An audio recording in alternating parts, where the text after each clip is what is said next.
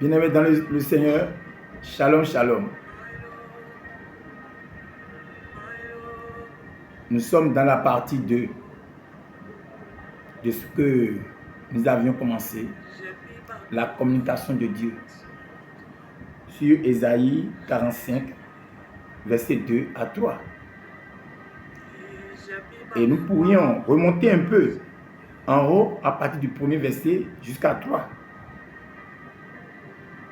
Et c'était que l'Éternel marche devant nous, quelle que soit notre situation, quels que soient nos problèmes, quelles que soient nos difficultés. Aujourd'hui, en République du Bénin, nous attendons quoi? Nous attendons la manifestation de la main puissante de Dieu dans la nation. Ce message peut être aussi utile à une nation en Afrique qui est dans une période électorale, en Europe, en Asie, en Océanie, dans les 5 continents. Alors, c'est d'inviter l'Éternel à marcher devant nous. Alors nous allons prier avant de planter le décor de la partie 2. Car Éternel, nous te disons merci. Parce que c'est toi, le Dieu,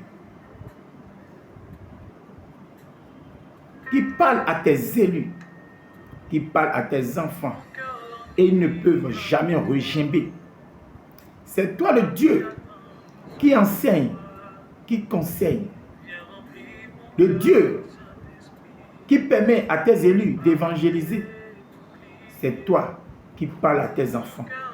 Viens maintenant, au travers de cette communication, nous parler. Viens me parler. Viens parler à tous ceux qui suivront cette vidéo, afin que les vies soient touchées, les cœurs soient touchés, les nations soient touchées dans le puissant nom de Jésus. Merci Saint-Esprit de venir maintenant accompagner cette communication dans le puissant nom de Jésus. Amen. Alors, bien-aimés dans le Seigneur, nous allons relire encore le texte d'Ésaïe 45. Nous allons commencer à partir du premier verset au 3e verset. Il est écrit: ainsi parle l'Éternel à son oint, à Cyrus, qu'il tient par la main, pour terrasser les nations devant lui, et pour relâcher la ceinture des rois, pour lui offrir, et pour lui ouvrir, bien sûr, ouvrir les portes, afin qu'elles ne soient plus fermées. Je marcherai devant toi, j'aplanirai les chemins montueux, je romprai les portes d'airain, je briserai les verrous de fer. Je te donnerai des trésors cachés, des richesses enfouies, afin que tu saches que je suis l'Éternel, qui t'appelle par ton nom, le Dieu d'Israël. C'est notre verset d'ouverture, ça. Nous avons déjà fait la partie 1 dans ce verset. Nous sommes dans la partie 2. Et la partie 2 a pour objet de parler aux autorités dans les nations, notamment dans la nation béninoise. Les autorités des partis politiques, surtout. Et lorsqu'on prend notre verset d'ouverture, Cyrus, il est qui? C'est ça qu'il faut savoir d'abord. La Bible le présente comme un oint de Dieu, un instrument que Dieu a puissamment utilisé pour délivrer son peuple. Cyrus, la Bible le présente au verset 1 de Ésaïe 45. Il est un oint de Dieu que Dieu a utilisé pour délivrer Babylone, afin de permettre aux Juifs qui étaient exilés de revenir au pays. Cyrus, il est un instrument puissamment utilisé par Dieu. Il fut un roi. Avant de parler de roi, donc si nous venons dans notre monde d'aujourd'hui, On parle des présidents. Vous voyez? On parle des gouverneurs d'État. Au Nigeria, on parle de gouverneurs.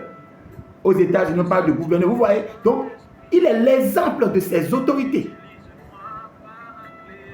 Mais Dieu l'a choisi et lui a dit, je marcherai devant toi.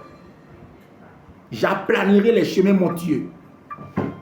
Je romprai les portes des reins et je briserai les verrous de fer. Et toi, cette autorité qui lutte selon tes forces. Toi, cette autorité qui lutte parce que tu as l'argent. Toi, cette autorité qui lutte parce que tu as une population derrière toi. Tu crois que c'est toi seul qui va gagner? Invoque l'Éternel des armées. Vous, parti politique, qui aspirez à la bonne cause, selon ce que Dieu veut, mettez Dieu devant. Mettez-le au premier plan. C'est lui qui renverse et établit les rois. Dit les Saintes Écritures. Ce n'est pas moi qui l'ai dit. Alors, tu veux te faire élire de toi-même. Qui es-tu pour te faire élire de toi-même? Tu veux te faire élire à la tête d'une nation. Qui es-tu? Vous êtes parti politique. Vous luttez de vos propres forces. Vous voyez, j'ai la population derrière. Et ce n'est pas suffisant.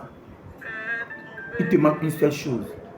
L'Éternel des armées, par la puissance du Saint-Esprit, dans le puissant nom de Jésus. Qu'elle a dit, il a dit, ou bien il est écrit, bien sûr, tout ce que vous demanderez au Père, en mon nom Jésus, il vous le donne. Donc au nom de Jésus, tu pourras accéder à la magistrature suprême que tu désires. Ce n'est ni un homme qui va t'élire. Ce n'est ni un fétiche. Ce n'est ni un idole. Ce n'est ni un sacrifice. C'est très simple. Comment c'est simple? La première cause, il faut mener une vie de consécration dans toutes tes actions. Alors qu'est-ce qu'on met dans consécration? Seigneur, je m'abandonne à toi. C'est ça. Tu te consacres à Dieu. Seigneur, je me laisse à toi. Seigneur, je te confie mon parti politique. Seigneur, je te confie la nation. Nous sommes en République du Bénin. Seigneur, je te confie la nation béninoise. Je suis convaincu que tu m'as appelé à servir la nation. Alors, Seigneur, je veux maintenant que tu m'établisses, s'il est vrai, selon le dessein de Dieu, que Dieu t'a choisi. Tout ce qui se passera ne sera point toi qui vas l'organiser, mais c'est Dieu qui l'organisera en ta faveur. Car il est écrit dans Proverbe que lorsque son heure sonne, Dieu dispose même favorablement nos ennemis pour nous accompagner, pour nous soutenir, pour nous venir en aide. Même si tu as un challenger puissant devant toi, qui tente de te renverser, tout ce qu'il fera là sera en ta faveur. Parce que c'est selon le dessein de Dieu que Dieu a dit que toi là, tu seras le président de la République. Ce message est adressé à toutes les autorités en République du Bénin surtout. Et j'extensionne ça vers toutes les autres nations de l'Afrique, de l'Europe, de l'Océanie, de l'Asie et des États-Unis, tout ça. Les 5 continents du monde. Que ce n'est pas un homme qui est élu, mais c'est l'Éternel des armées. Et le verset d'ouverture nous dit, l'Éternel marchera devant toi. Donc il faut te consacrer à lui. Te consacrer ton parti politique à l'Éternel des armées. Si tu es président de parti politique, exhorte tous tes collaborateurs ou bien tous les autres derrière toi à commencer par invoquer l'Éternel des armées afin qu'il vienne marcher devant vous. Et lorsqu'il marche devant quelqu'un, que se passe-t-il?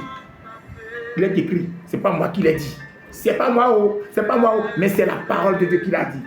J'aplanirai les chemins montueux. Qu'est-ce qu'on met dans le chemin, mon Dieu?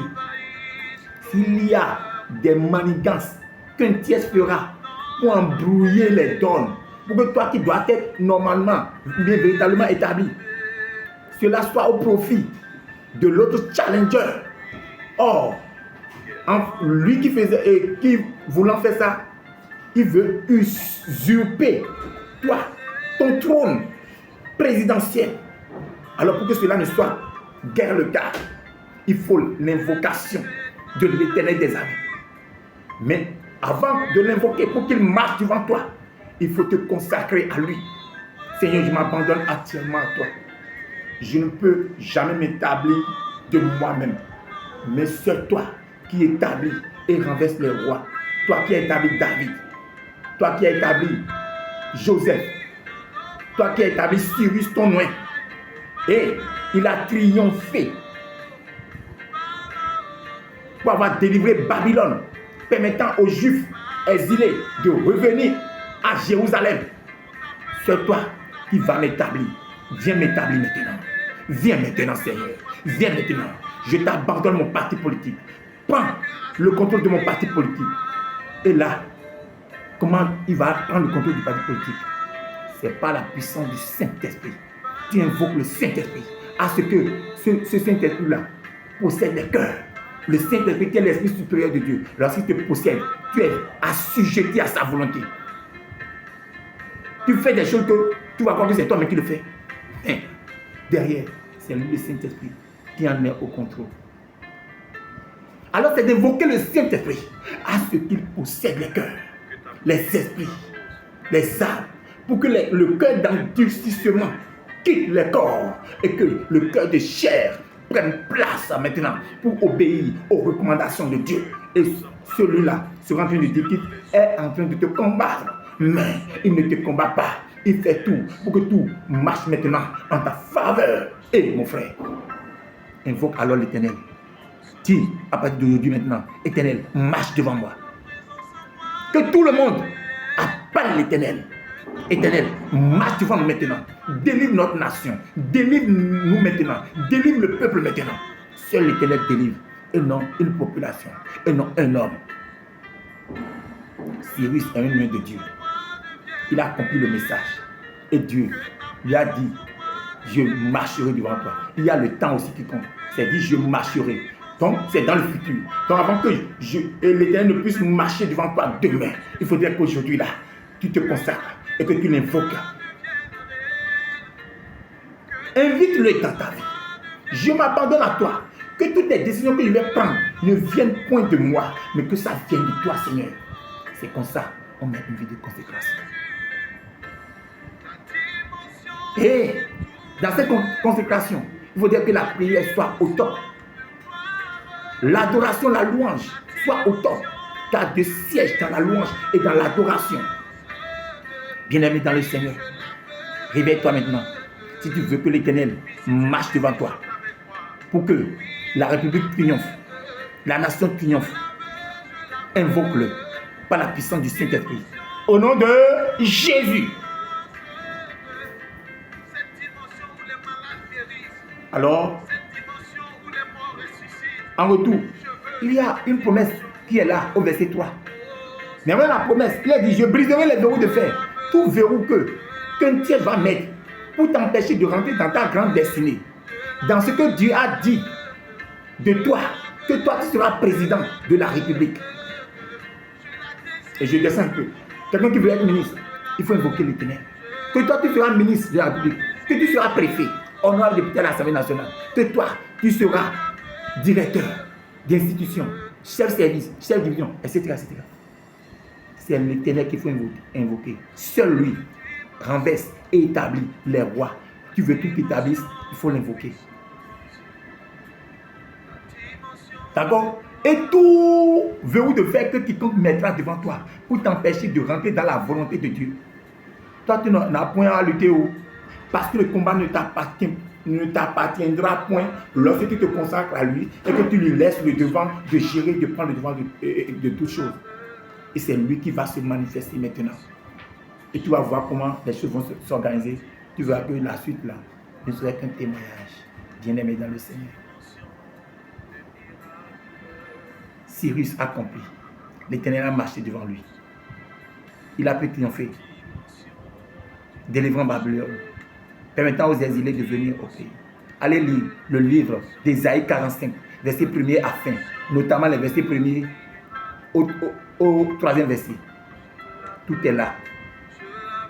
Toutes choses qu'on va mettre en œuvre pour embrouiller l'élection, pour embrouiller les cartes, pour faire échouer ton élection. Tout va tourner en ta faveur si tu invoques l'Éternel des armées à marcher devant toi. Bien-aimé dans le Seigneur. Ainsi est le message de la partie 2, adressé à toute personne qui aspire à une haute fonction. C'est l'Éternel qui établit. Il faut garder ça dans la tête.